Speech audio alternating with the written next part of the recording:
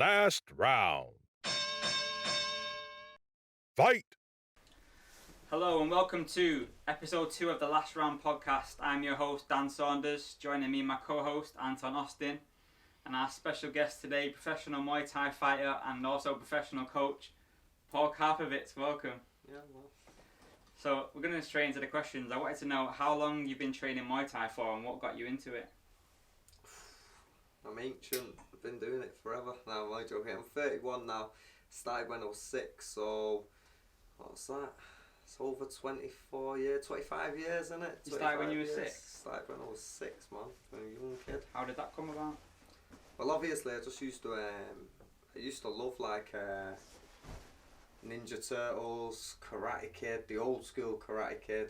Anything to do with fighting, from what, the age of 4, something like that. Even Robin Hood. I used to love the film Robin Hood. I know it's not like proper fighting, but just anything with action in. I just used to like it, and then I just wanted to get into something. I remember I said to my mum, "Oh, what a fight! What do martial arts?" I used to watch the Karate Kid, standing there doing kicks in the living room and all that. Practice my press ups by myself. She took me to a karate place when I was proper young, and then I hated it. We stood there and was doing, like, obviously I don't disrespect karate or any other martial art. I think all martial arts are good for people, and if they're doing it and they're enjoying it, stick at it by all means. But I went to this one karate lesson, and I don't think it was because of the actual art that I didn't like it. It was more, we'd done punching in fresh air for about half an hour, the same thing, and it was pretty easy how to do. Well, I thought it was, because obviously you're a kid, you know it all, don't you? And then I'm stood there in the fresh air doing that, and then for the last half an hour, I was playing crab football. The guy whose class it was had all the kids playing crab football. All the other kids loved it. They was all like wanting to kick the ball about and in the crab shape. Just wanted to fight. I wanted to do the karate, what I actually went there for, and then afterwards I thought, nah, I said to my mum, was proper young, I don't want to go there anymore, I don't like it. And it was actually my Uncle Nigel that, I've got somewhere where we can take him. I'll take him to where I used to go, Master Skens, he used to say.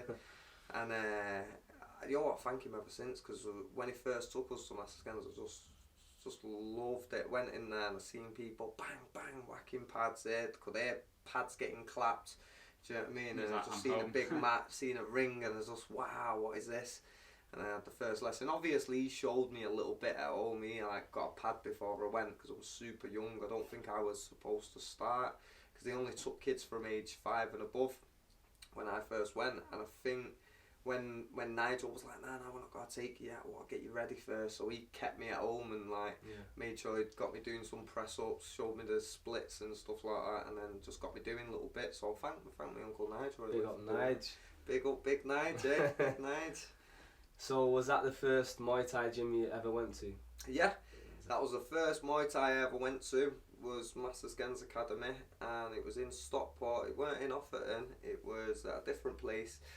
I can't even remember whereabouts it was, but no, it wasn't in the Offerton Turncroft one, his most recent one in Stockport. It was a different one, and I went there, and then I was there with Master Sken ever since, basically. So I was from the age of 6, and I think I left Master Skens when I was like 20, 21, straight from being there, and then obviously opened up the 2 technical. I started off in sports centres, teaching there and training, and that's just a long story. But yeah, I was with Master Sken from 6 to 20. I was about to ask you how long have you had 2 technical gym? You just already answered my question. Yeah, sorry about that. I like to answer my own questions. So how do you find it fighting and running a gym and coaching other fighters at the same time? Is it stressful?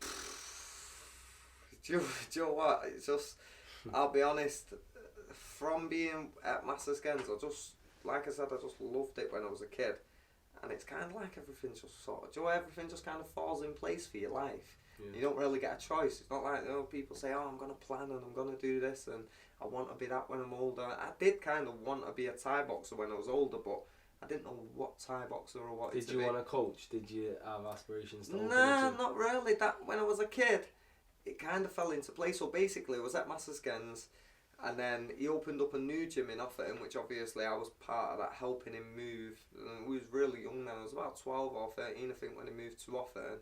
Yeah. And then I remember like helping him set up the gym and everything. And then from the age of 13, I think, I was helping Kay, who used to do the kids classes then. at Master Skens. I was actually helping her instruct the classes when I was like 13. Who's so Kay? I was Sorry, like, who's Kay? Kay's Master Skens' wife. Okay. You know, so basically she used to teach. She's a woman, but she's a great teacher, and she was good at teaching the kids and all that. She had discipline with them. Everyone's scared of her.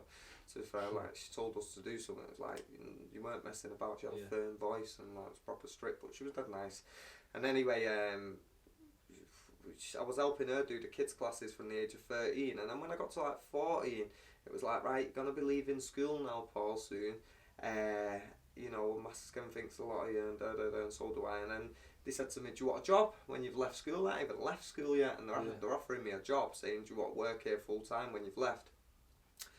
So obviously, I loved doing the Master. I just loved it, going training. That's what I did after I finished school. I went there, and then. So you didn't go college or nothing like that? That wasn't. We tried that. Yeah, she tried. So basically, once I left school, Kay obviously got me running the gym. So basically, I was doing like organising inter-clubs, organising the uniforms, gradings. Because Master Sken used to have a grading system. So I was kind of had my foot in everything at Master Sken's, helping out with all the business side of it without realising actually what I was doing there. Was you still fighting at the same time as doing that? Yeah. Well, I was taking part in competitions when I was a kid, mainly inter-clubs and like novice sort of fights. But then when I got to like 15, I had a stage like you all do when you're teenagers, and I went through a stage where basically I didn't train for weeks. I started like after school going to my mate's house, chilling with my mate, and just like couldn't be bothered going training every single night. And obviously I just went on the nights when I was due in for the kids classes, because there's only kids classes on the Tuesday and Thursday at this point. So I just used to go help out with the kids, train on them nights, and then the other nights I was like, on Monday my mum was like, oh, you going training tonight? I was like, oh no, I'll swerve it. And I just kept swerving it and playing out with my mates. And then one day, I can't even remember, I think it was a Wednesday, Master Sken rang me, I was only 15. And I think obviously I've not been that active fighting. He was like, oh Paul, you've got fight Saturday. You fighting a strong Irish opponent? No notice. No notice whatsoever. I've not even been in the gym. I think he'd done it on purpose, to be honest with you. I think what level was this you were fighting at? Well, this was my first pro one, because obviously I've been asking. So C class. So it was C class, and back then it was 3 2-minute rounds.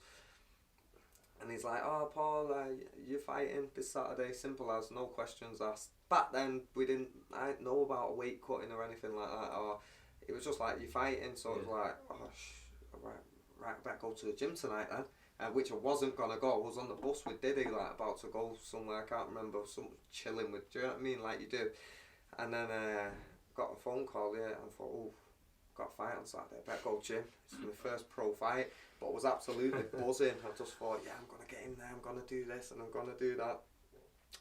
And it didn't go how I planned. I won, but I thought it was gonna be dead easy. I was just gonna go in and do a spinning heel kick and knock him out, and then everyone's got a buzz off it. But it didn't work like that.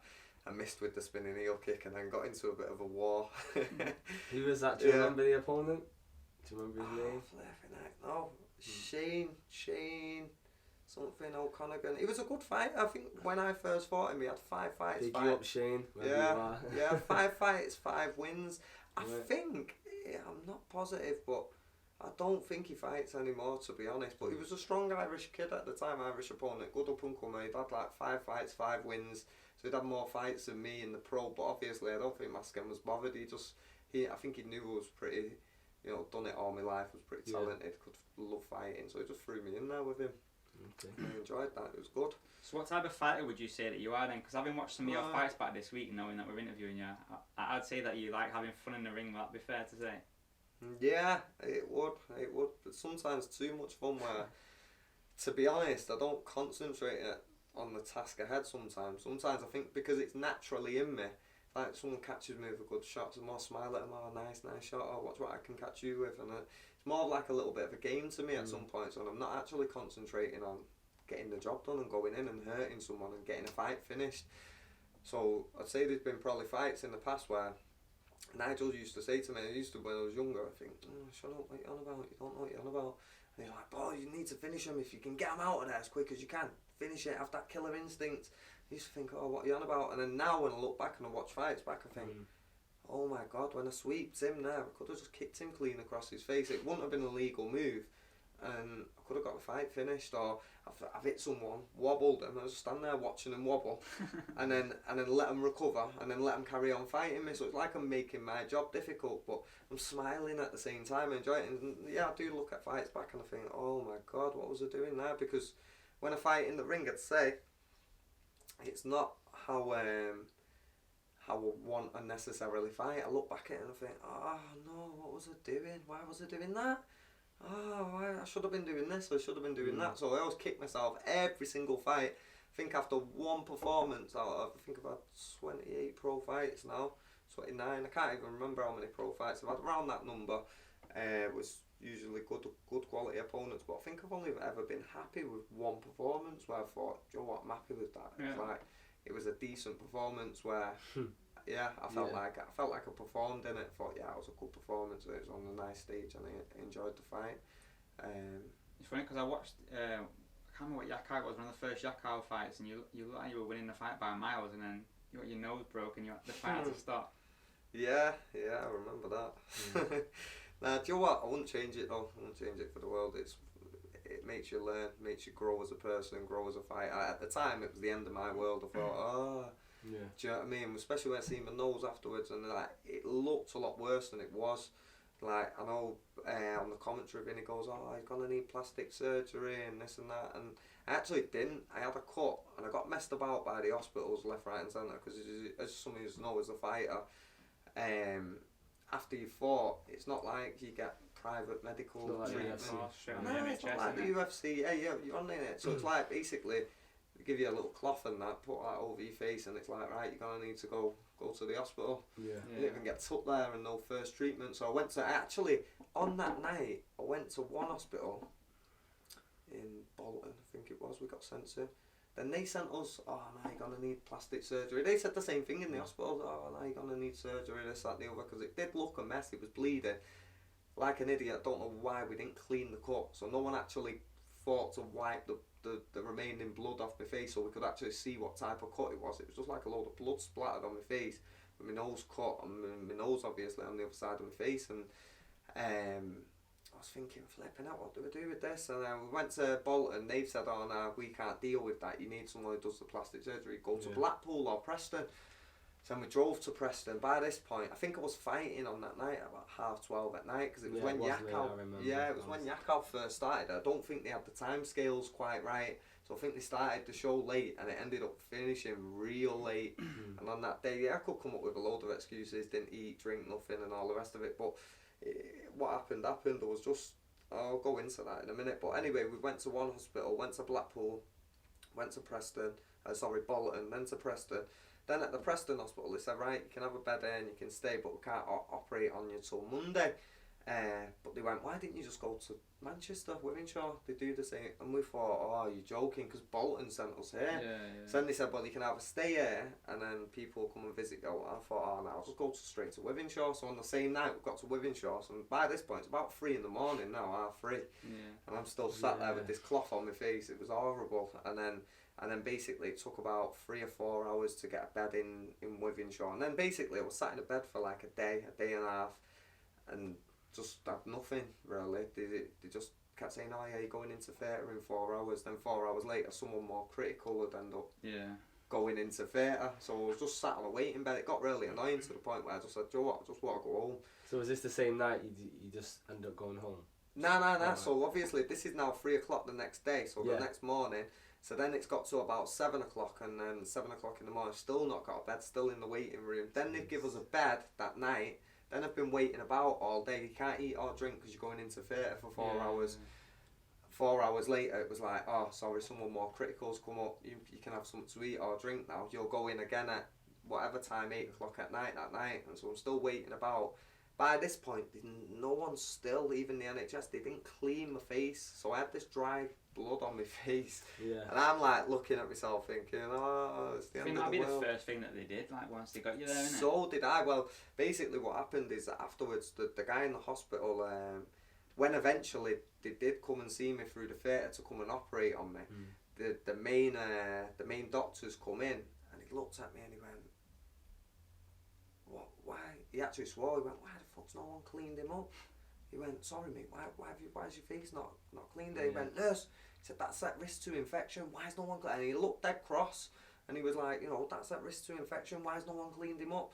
And the nurses were being proper nazi with me when I was asking for stuff, and then basically he got someone to clean me up, and it wrecked because he's picking all this dry blood off my face, and then it looked like just a cut, and obviously my nose was bent on that side, and he said, look mate, what we need to do, we need to wait for the cut to heal. Once that healed, you're going to come back in next week, we're going to break it back into place, and then if you want an operation in the future so it looks picture perfect and all the rest of it, but he said if you're going to carry on fighting or you're going to carry on with your career, then we can't do that, so it's up to you what you got to do to make a decision. So I just sort of said, oh yeah, I'll do that. So I just said break it back into position, and then I'll just leave it, and then if I want to get it reconstructed or whatever so it looks perfect. But actually I'm quite happy with it, so do you know what I mean, like my bird likes it more now, she thinks I look cheekier.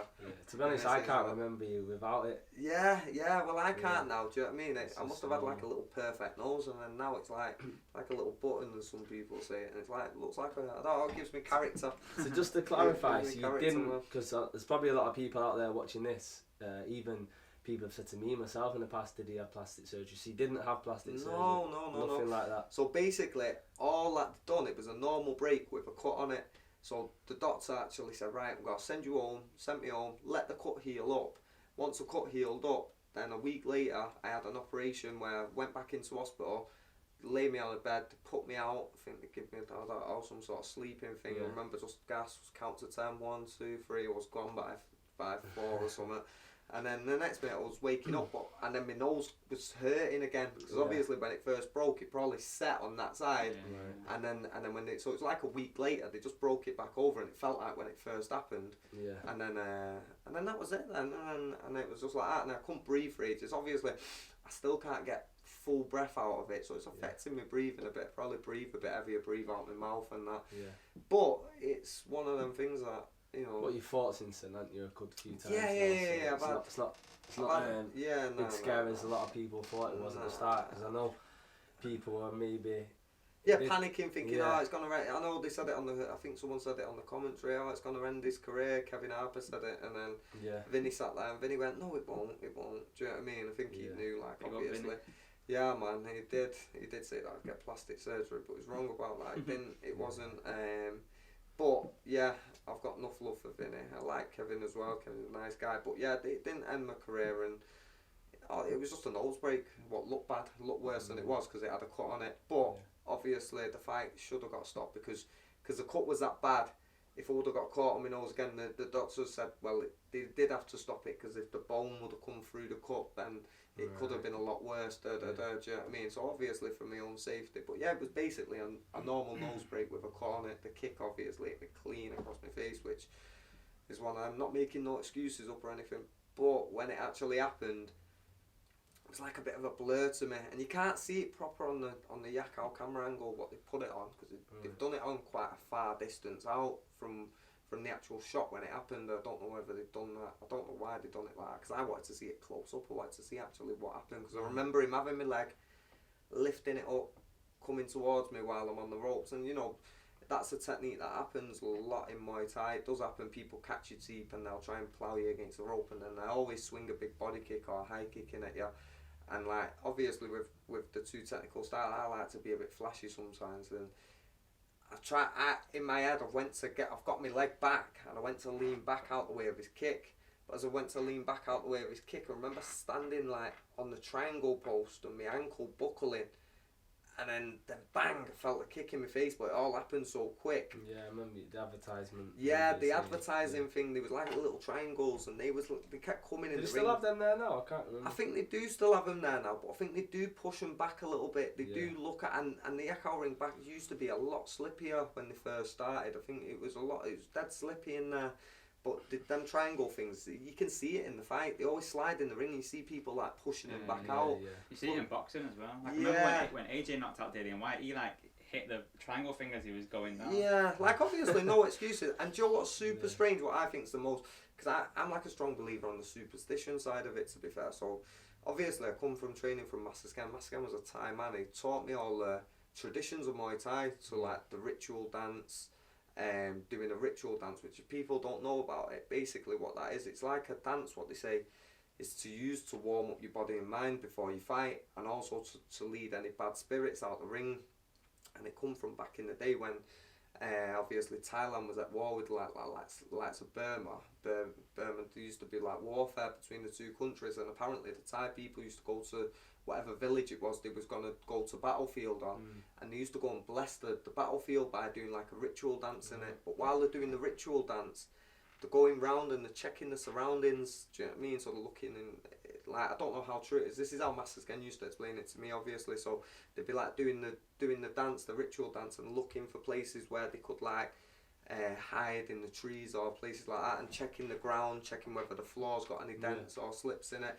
And Masters Ken always taught me that's what you should do. So when you're doing the ritual dance around the ring, some people are just dancing around for the sake of it, but the reasons for it are to warm your mind and your body up and check your surroundings. So when you're feeling the floor, you should be feeling the floor with your feet as you're sliding, or like checking it out as you're doing it, and also looking for light, seeing where the light's shining in your eyes. And that was the very first fight, I think, was on the Yakao show, where they said you're not allowed to do a Muay Thai. Like, obviously now it's a common thing, most MuayAi fights. I don't think you've ever done a Ramai in any of your fights. Yeah, I think it's the time restriction. Yeah, it's like a time. To get the fights done. But they didn't tell me I wouldn't be able to do it, and obviously the show was late, and it was like one of them. The second I got in the ring, they went, no Muay Thai. And because I was in a bit of fight mode, I was like, yeah, whatever, I'm not even bothered. But if I could take time back, I'd say, no, I don't care, I'm doing a Ramai. Do you know what I mean? Because that's, I think plays a big part in it. Like, obviously I fought K1. K1 rules, you're not doing a Muay Thai fight, so there's no Ramai, you can't just start predicting, I am doing a Ramai in this.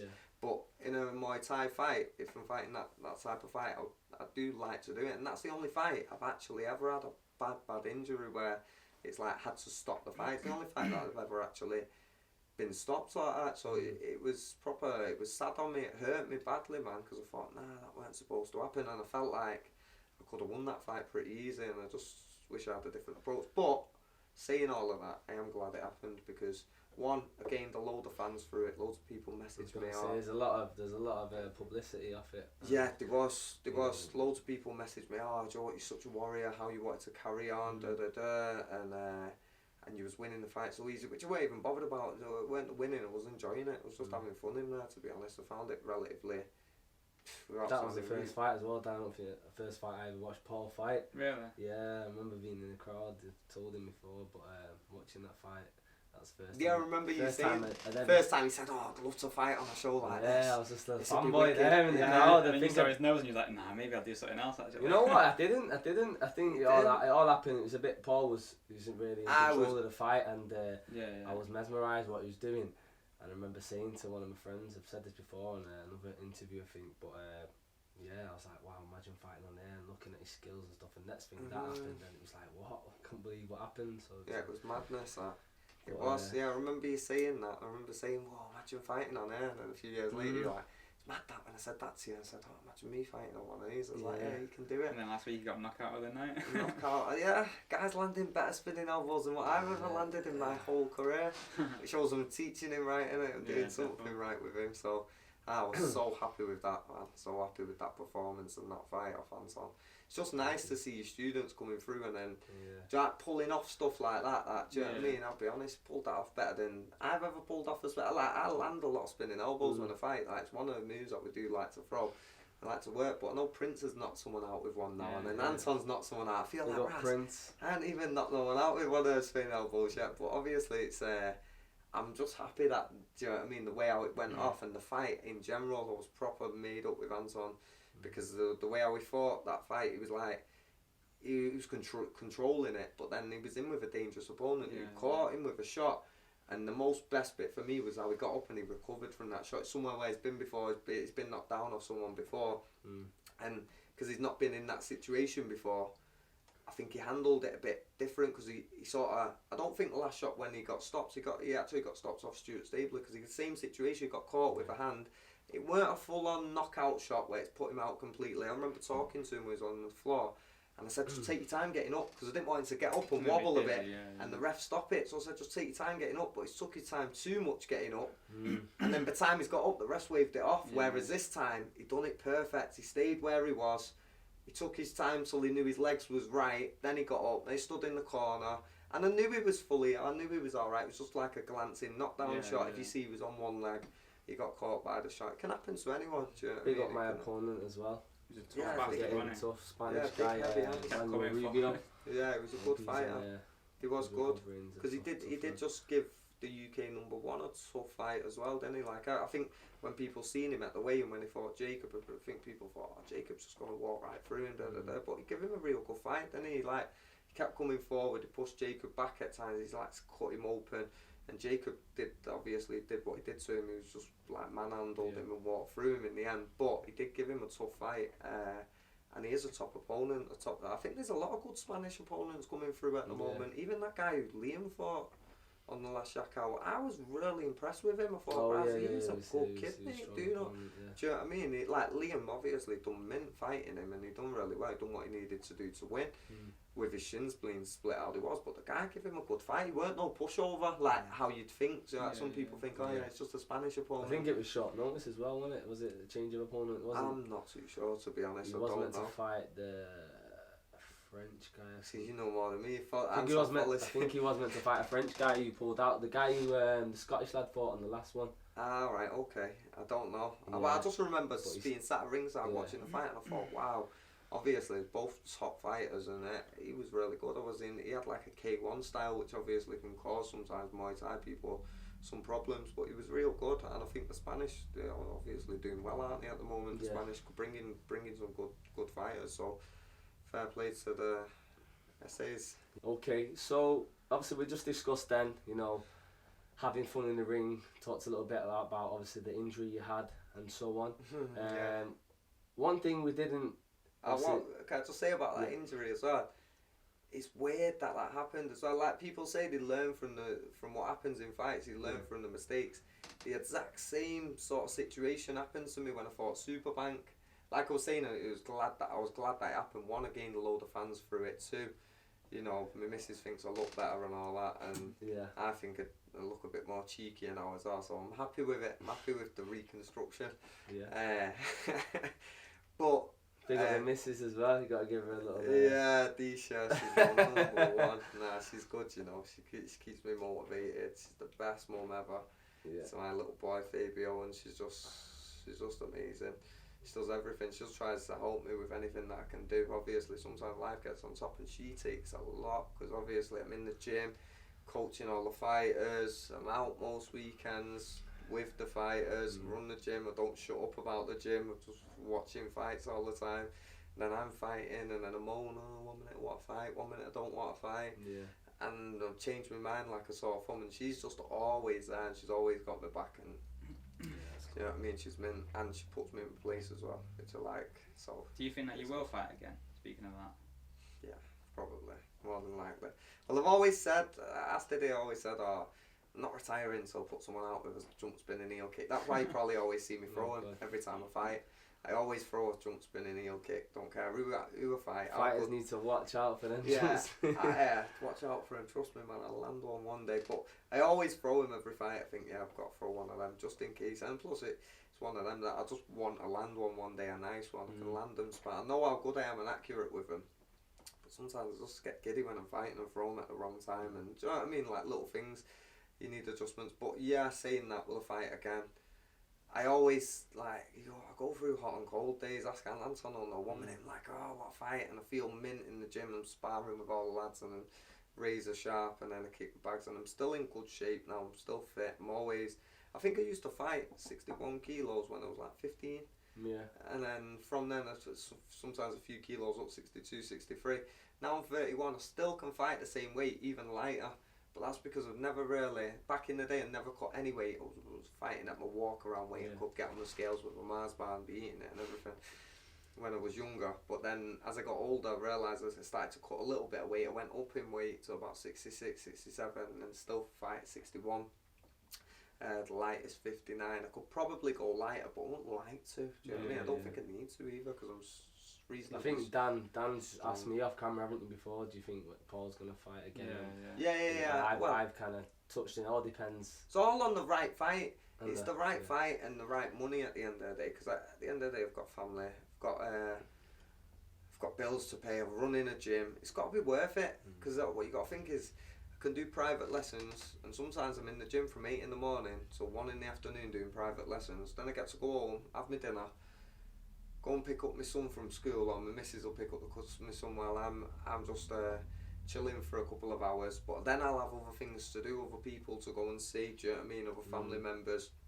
Maybe sorting out stuff to do with the business, getting t-shirts, this, that, or cleaning, even just general housework, cleaning up the house, or cleaning up the gym or whatnot. And then I'm back at the gym at 4:30 or 5 doing the kids class and the adults class, and then whatever privates or fighters I've got to look after. And then so I'm if you had back a home. fight, you'd have to like break that up and stuff. You couldn't be doing that all. Yeah, because you've got to get your diet. I like to do it all proper, don't I? So I like to do all my diet right, you know what I mean, get all the nutrition so you're eating the right, and it takes time. You've got to prepare it. If you're doing it proper, you've got to prepare everything. There's lazy options. Oh yeah, I'm going to get meal preps off Tom, Dick and Harry, but I like to do everything all organic. Do you know what I mean? So I don't think there's any meal preps out there that actually do everything organic and all stuff like that. And then I like certain meats, so I won't eat like certain meats and fish. Do you know what I mean? I like it all wild caught, and I'm dead fussy like that. I go in the place and I'm like, oh, do you do the wild salmon? And they ain't got the wild one, I won't buy it.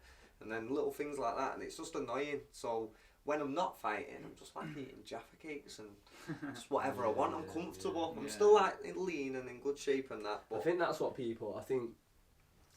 Would you say? Obviously, sometimes you suffer from opportunities because people don't see you always training. Cause you know, there's a lot of fighters on Instagram who are hitting pads every day. They're on the bikes.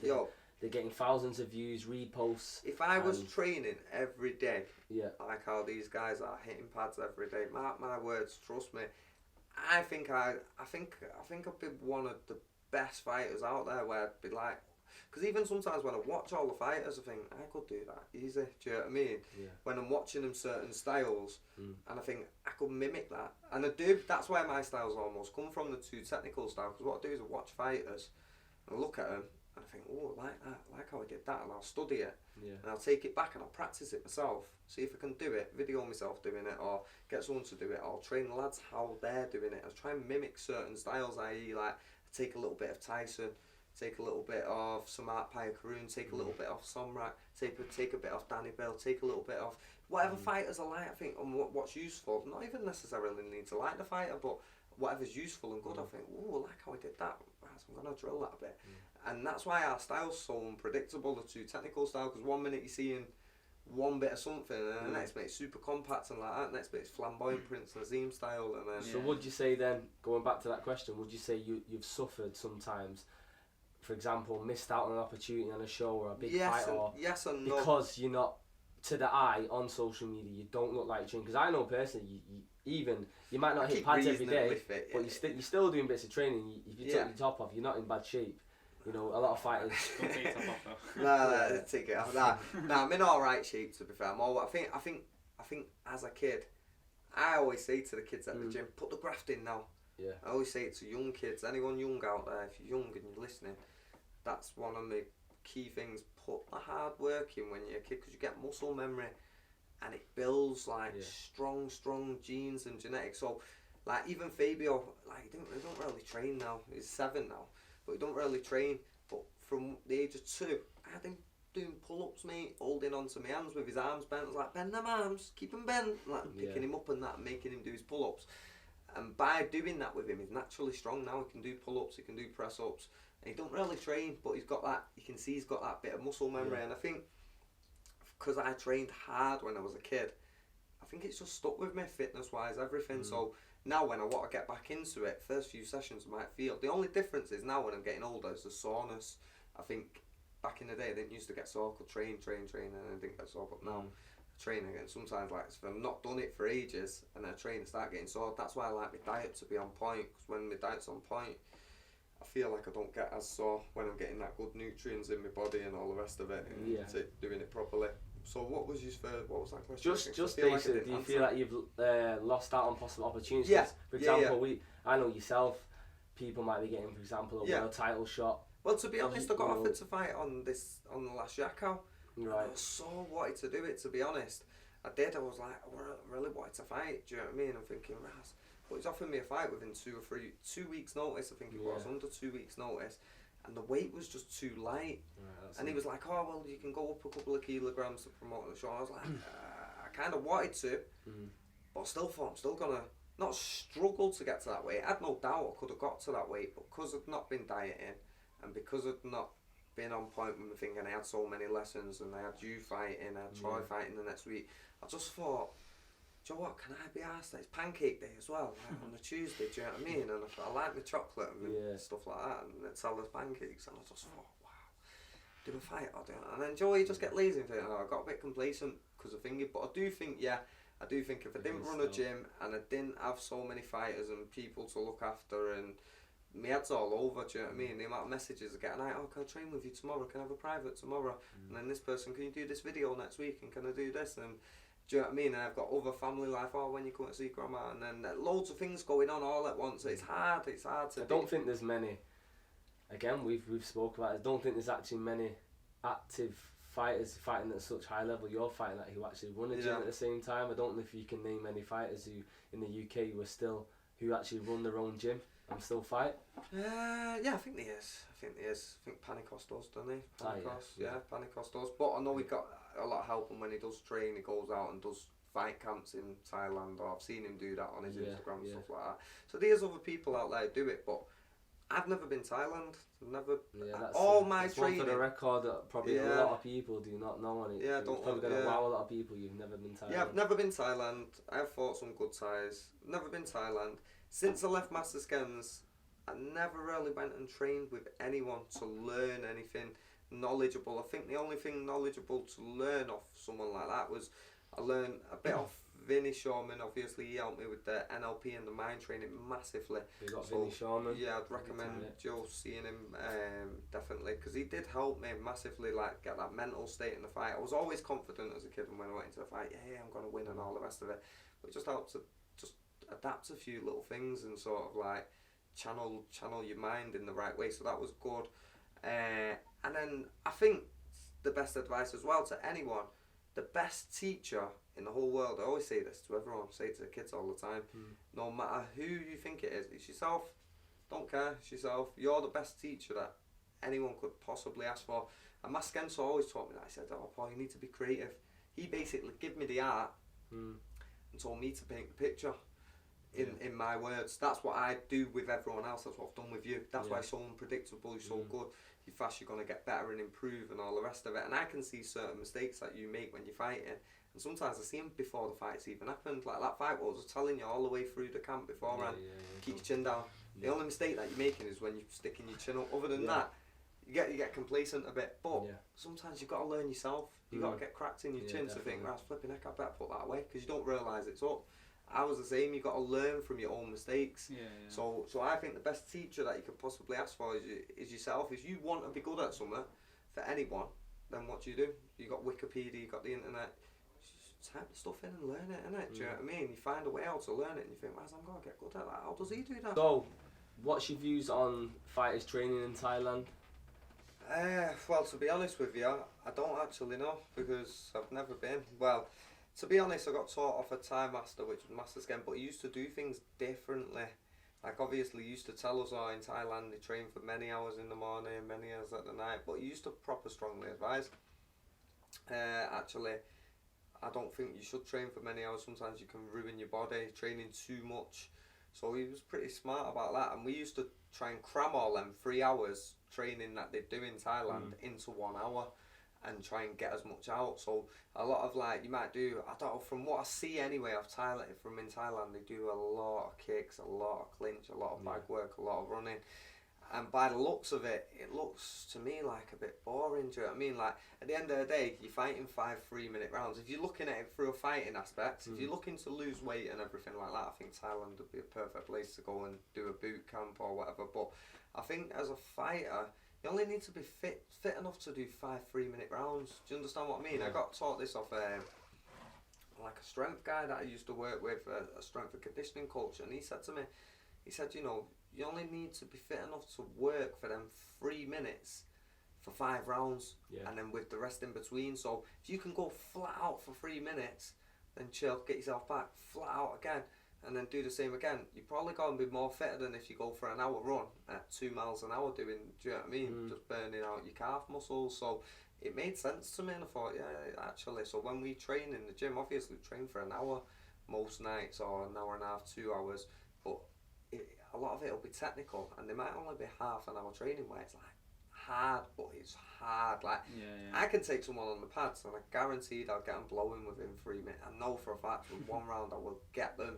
We'll get the ticker working a bit where I need to make them work. Just do fast explosive combinations with them where don't give them time to breathe, not giving them time to think, and that's part of fighting, really, not doing that. But obviously you can't just do that. You've got to think of how you move and your technical ability. There's a lot that goes into fighting, a hell of a lot. Do you know what I mean? From footwork to distance to guard to this, that, and from what I can see in Thailand, like, don't get me wrong, but these are just what I see. I've never been. They just do a lot of kick. I think there's a lot of repetition. Obviously, a lot of kicking, a lot of like 100 knees on the bags. But if you see, I do see the good side of it. Yeah. Get one weapon really good, but what if you're doing that kick wrong? Like some people will when they first go, when they're making them kick 100 times wrong. Because there's been people who've come in my gym. And trained there and everywhere, and they went to Thailand and they come in there kicking and thinking, oh no, the technique's poor, you're going to injure yourself like that, or they're going to be open to certain other techniques going back at them, and they just built a massive bad habit in doing them 1,000 kicks. So I think there's pros and cons to it in different gyms, and to be fair, because it's like a tourist zone now where a lot of tourists seem to be going, even though I've never been. Masters again always told me, they won't put as much effort in now as how they would back in the day, back in years ago.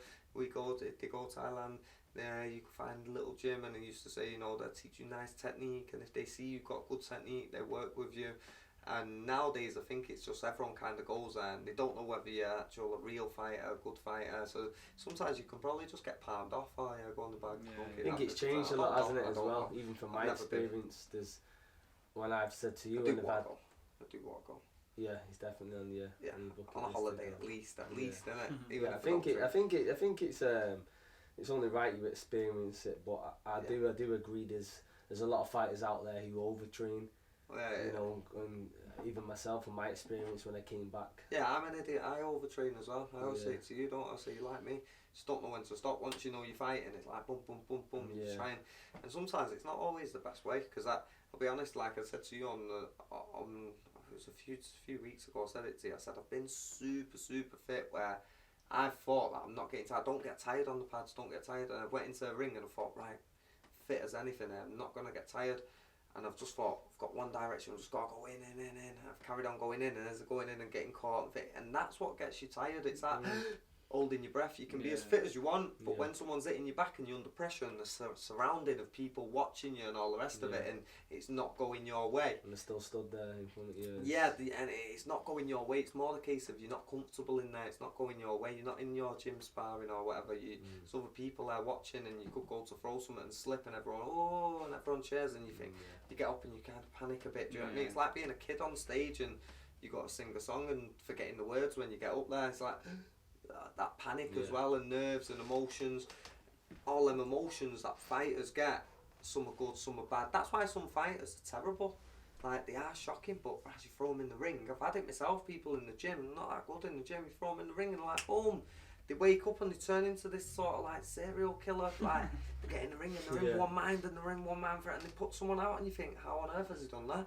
So one thing I wanted to ask you was your views on the Muay Thai UK scene at the moment. And one thing I noticed from going to look at weigh-ins and stuff and being at fight nights is that there's no drug testing or anything. Do you not find that's weird? It's also very dangerous for people who are taking part. Yes and no. In two aspects. I do. But at the same time I don't, because I don't think everyone's out to cheat. Do you know what I mean? I do think a lot of people just do it properly how they should be doing and all the rest of it. But saying that, I have had fights in America, Japan and Canada, and all three of them places I got a full-on brain scan, blood tested, had someone basically follow me around the venues. When you went toilet, they went toilet. They wouldn't let you have certain bottles of water. It had to be their water that they was giving you. You had to get your hands taped off. You weren't allowed tape on the knuckles. Seen it in so many fights in the UK. To be honest, a lot of some come and check your gloves, but a lot of them don't. They don't check your gloves. One championship, they do hydration tests, don't they? I don't know about. Yeah, I don't even think they do it. I think even the doctors check. Really, it's ridiculous. Let's be honest. In the Muay Thai scene, I'll be dead blatant. Like last time I got checked by the doctors was breathe in, breathe out. Let's check your toenails. Yeah, check your pulse. Put that thing on your arm. And then that's it, right? Good to go. Yeah, little shine a torch in your eyes. That's your medical. And I think, what's the point in doing a medical? Do you know what I mean? I don't get it. I do and I don't. But so I can tick a box. Yeah. Really. But at the same time, it's like you just asked me about the Muay Thai, the UK Muay Thai fight scene. It's like I love it. It's good. I love Muay Thai, but realistically, it's a bit of a joke. The money's a bit of a joke in it. Like for someone on my level, I've spoken to mates and some of them think I'm loaded, like through fighting. I'm not loaded. I'm not through fighting anyway. Do you know what I mean? Not even. There's no money in it. There's no money in it. Big money. And some people say, "Oh, to me, how much you get fighting?" And I'll just be blatant. I'll tell them how it is. Like for a fight, I get like $2,000 plus a good ticket deal. But even that, people go, "Oh, flipping it, that's all right, innit?" And I go, "What you're risking though as well." It's not even for what you're risking, really. For a fight, yeah, you've got 6 weeks. 6 weeks hard training. What you should be doing anyway. You should have 6 weeks notice. 6 weeks, 8 weeks preferably. So that's what 2 months. How long would it take you in 2 months to earn $2,000 in McDonald's? I don't know. I've never had a job in McDonald's, but I presume you could earn about $1,000 a month or something. Yeah, you get $1,000 a month on a basic wage, wouldn't you? Yeah. Do you know what I mean? And it's something that not everyone can do. You can't just bell up anyone and go, "Oh yeah, do you want to fight this top level Thai and do this?" Or do you know what I mean? But the saddest thing about it is, it's horrible to say, but there's other people who come up who will just do it for the opportunity. And the opportunity is nothing really, so in some certain scenarios, which is sad. It's like reputation, isn't it, almost? I remember I got back from Japan, yeah, and I fought for an intercontinental or world title, or I can't even remember. I got offered it on 2 weeks, and I got paid really well for it. Every time I've been abroad, I've got paid like pretty decent. And then when I come back here, what I realise is I sell a load of tickets. Like some shows look after you as much as they can, and they give you a decent purse. Do you know what I mean? For what it is, and obviously you've got to take into consideration. I do promotions myself, so I put shows on, and I know it's not cheap. You've got to pay for the venue, you've got to pay all the fighters, and that adds up. Even if you're only giving each fighter 500 quid or 250 quid each, it's like 500 quid a fight. If you've got 10 fights on, I think it's $5,000, and then your venue on top of that, and then this and that. And if the tickets don't sell, you're stuck, aren't you? But like one of them, some of the bigger promotions where they've got sponsors, they've got a bit of the money, I think really some of them should be looking after the fighters a little bit better than what they do, because you can almost, I'll be honest, I know for a fact when I fight on certain shows, I'll probably pay for my purse and the opponents, and I feel like, no, that's not fair, because it's like you're not putting on the show, you're not taking the risk, but in some aspects you do think you deserve more for what you doing, like in that sense. You don't do it for the money. You're not doing it for the money at all, because it's just wrong to think that you will be doing it for the money in that case, because if you're getting into Muay Thai for the money, you're in the wrong. Do not get into Muay Thai if you want to become a millionaire and do you know what I mean, and think you're going to fight and then earn loads of money out of it, because you're not. And it's going to be hard. You're going to get your body beat up and battered and all the rest of it, and then at the end of it you look and you think, I've got 500 quid for a time, and you've got to go through all them. Do you know what I mean? Fights first. At first, they say first pro fight now in England. They say you've got 3 classes. You've got C class, B class, and A class.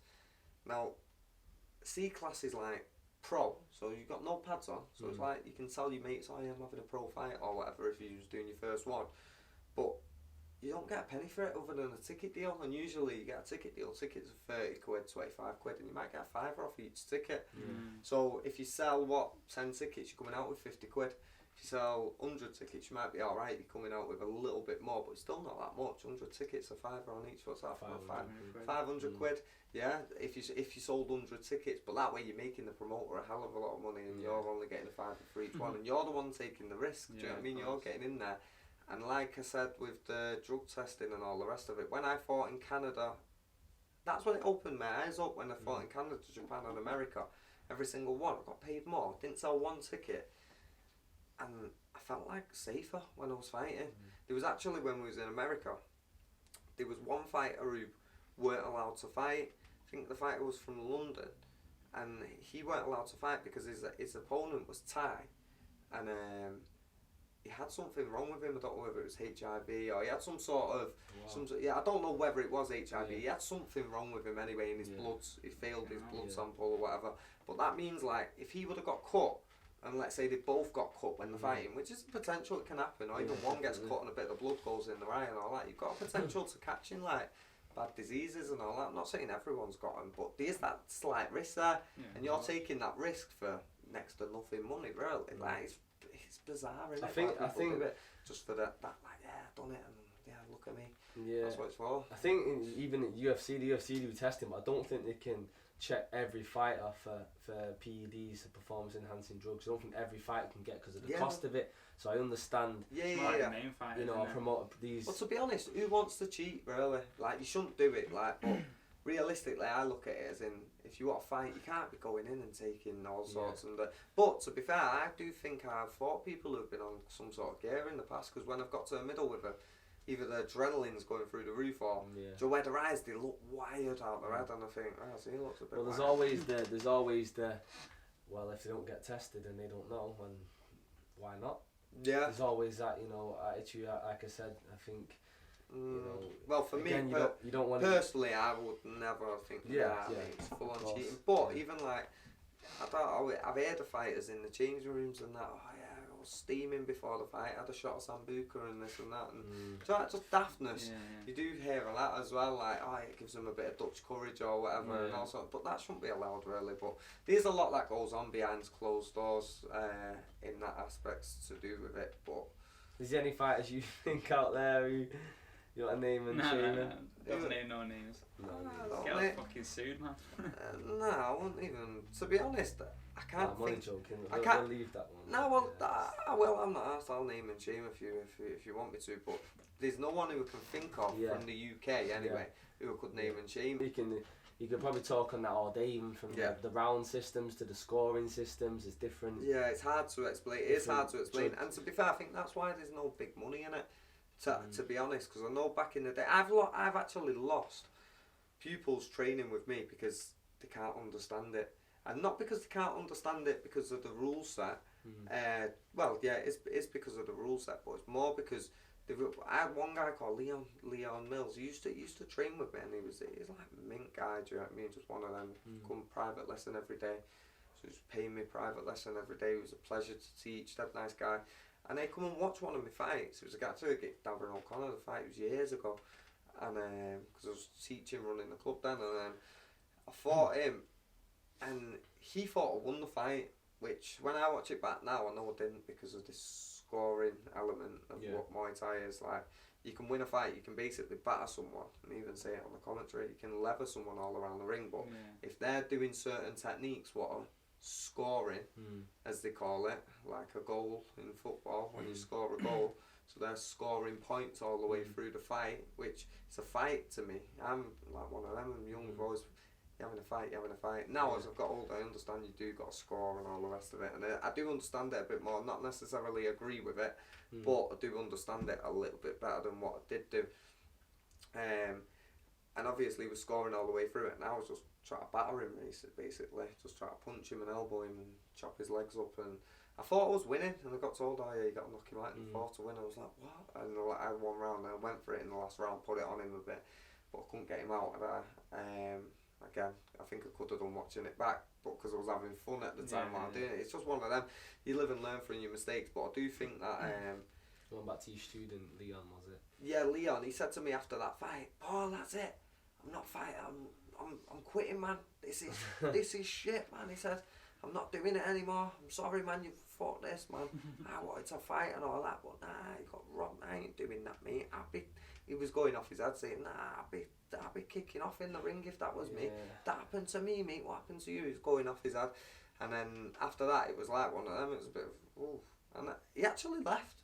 Never trained again. From doing a private lesson every single day and wanting to get involved with interclubs and start fighting.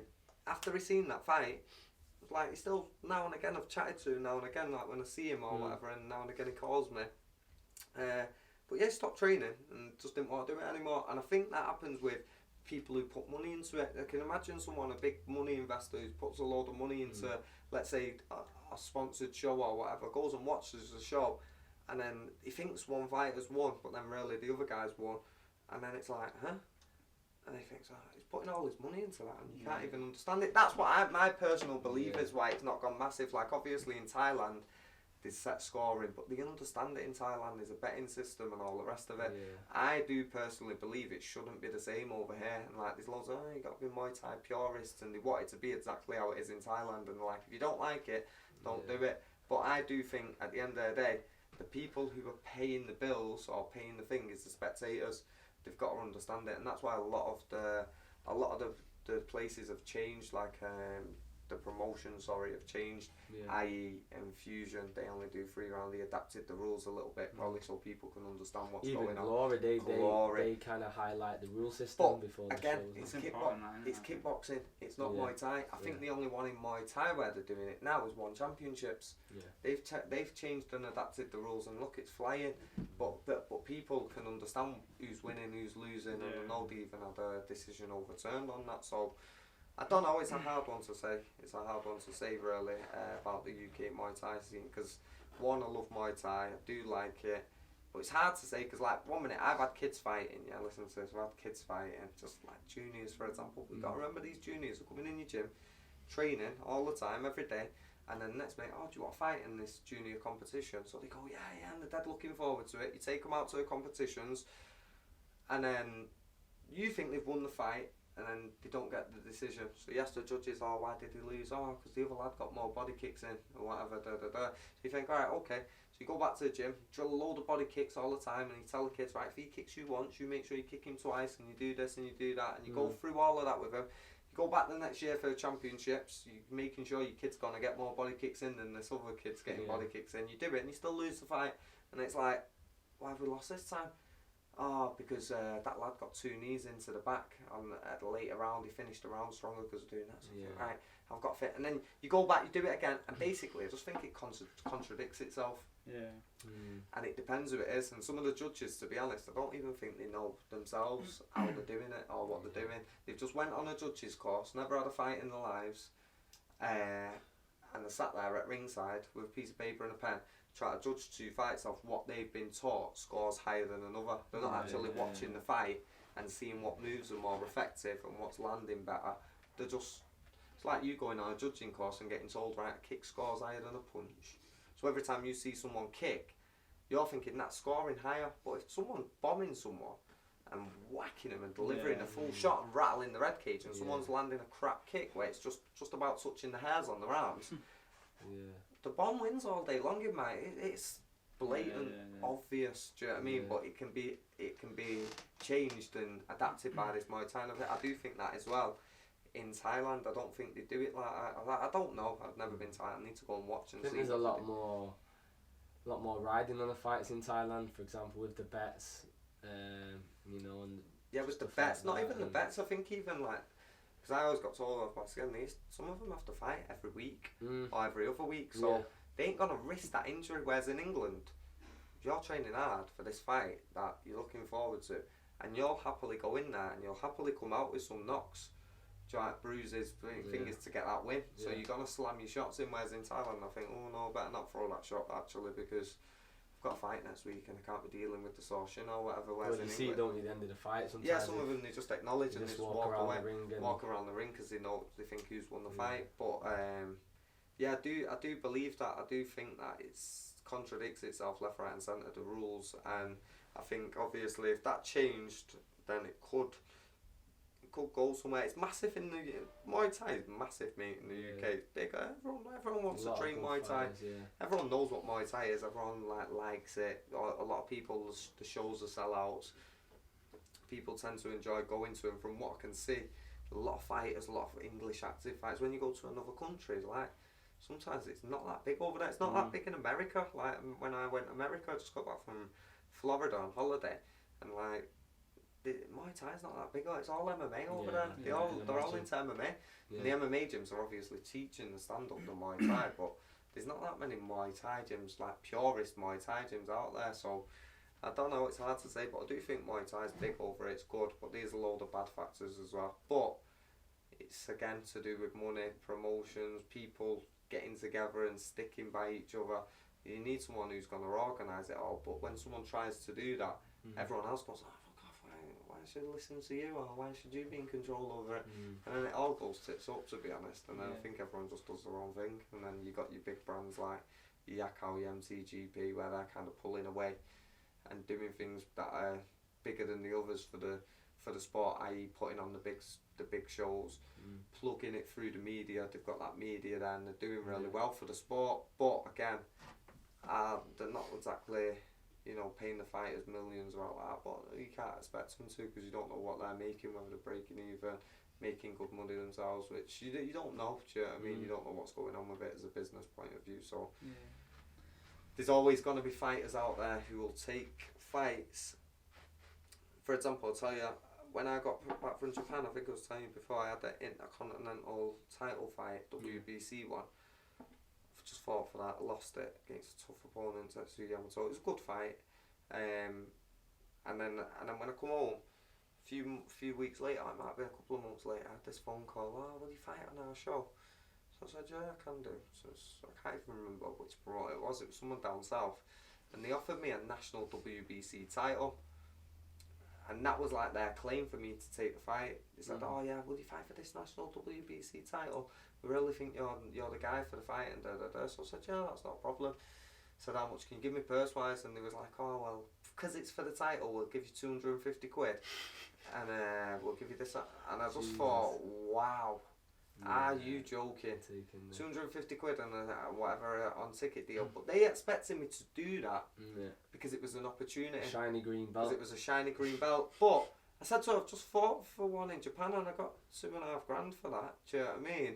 And all my flights paid and all my expenses, and I felt dead safe because I got all my medicals and all the rest of it. And now you want me to come over there and fight for 250 quid for it? Oh yeah, well it's a national, it's an opportunity and this and that. But the thing is, I turned down the fight, yeah.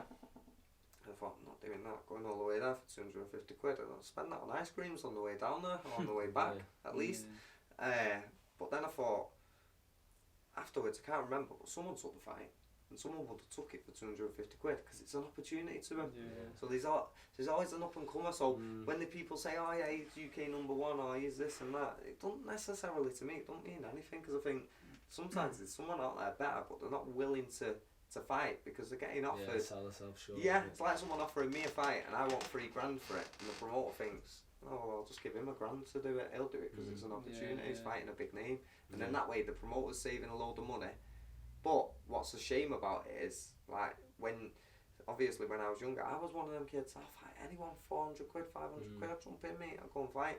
And keep doing it. But it gets to a point where you do get a big shot or a nice fight somewhere in America, Thailand, wherever it is, or Canada. Mine come, obviously, America and Japan. And I got an alright payday out of there. And then when I come back here, I'm not getting that same type of payday. And I feel there's more pressure. I was more hoping, I said, what another opportunity abroad? So I'm sat there waiting for that abroad opportunity. And then when it don't come, then you can think, oh, what an opportunity over here again fighting. But it's hard to get them opportunities and get the money that you want for it. And there's always someone out there who will do it for less. And then the promoter's on a win-win. He's still getting a good fight, still getting an entertaining fight, but not necessarily all UK #1s. It's not as it sees, as people would say. Say with One Championships, the way how they're doing it, I think that because the seems to be paying people well, doing the hydration tests, getting all the top fighters on there. So I think, that's the end of the podcast. I'd like to thank you for coming on. I really enjoyed chatting with you, and I know people are going to enjoy watching it back.